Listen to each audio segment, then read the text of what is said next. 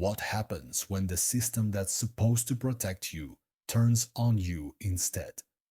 For James Whitaker, state attorney, the answer came when a routine arrest turned into a fight for justice, one that would expose a broken system and put a rogue officer's career on the line. James Whitaker sat quietly in the medical room, his arm in a sling and his ankle wrapped. The dull ache from his injuries felt secondary now. What mattered most was the case he had to build against Officer Mercer. The evidence, his dislocated shoulder and twisted ankle, would serve as key points in a legal battle that was quickly escalating. Whitaker's legal advisor, Michael Graves, was already hard at work assembling a legal team. The viral video of Mercer's excessive force during the arrest was damning, and Whitaker's status as state attorney gave the case added weight. But for Graves, this wasn't just about one officer, it was about the broader issue of systemic racism within law enforcement. The problem is much bigger than Mercer, Graves explained to his team. This is about a culture within the department that tolerates this behavior. We're going after the system, not just him. Meanwhile, the department was in damage control mode. Public outcry was growing, fueled by viral videos of the arrest. Protests were planned, demanding accountability for the perceived racial profiling and excessive force. The department knew they were facing a crisis that couldn't be avoided. Captain Diane Harris sifted through reports, knowing the damage to the department's reputation was irreversible. "This is going to be bad," she said, as she glanced at the medical report documenting Whitaker's injuries. She was right. There was no way to cover up what had happened.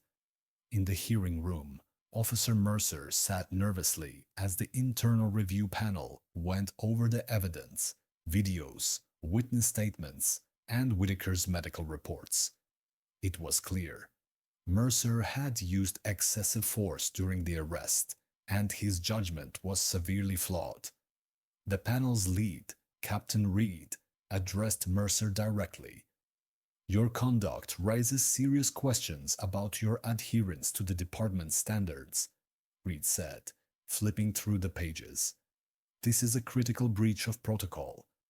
Mercer, visibly shaken, stammered, trying to justify his actions. "I thought he was acting suspicious. I didn't know who he was." But Reed cut him off. "You escalated a routine arrest into an unnecessary confrontation. There was no reason for this." The weight of the evidence was overwhelming. Video footage clearly showed Whitaker offering no resistance. The panel made its decision quickly. Mercer was suspended without pay, pending a full investigation. His career was effectively over. Back in his office, Whitaker, still recovering from his injuries, remained calm. He wasn't interested in revenge. This was about something larger, bringing attention to a system that allowed officers like Mercer to operate with impunity. His legal team had already filed charges against Mercer for wrongful arrest and excessive force, and they were ready to fight for a much-needed change. "I'm not doing this for the headlines," Whitaker said to Graves. "This isn't just about Mercer. This is about exposing the culture that tolerates this." As the investigation into Mercer continued, the pressure mounted. The department's leadership knew that it had to act swiftly to avoid further damage.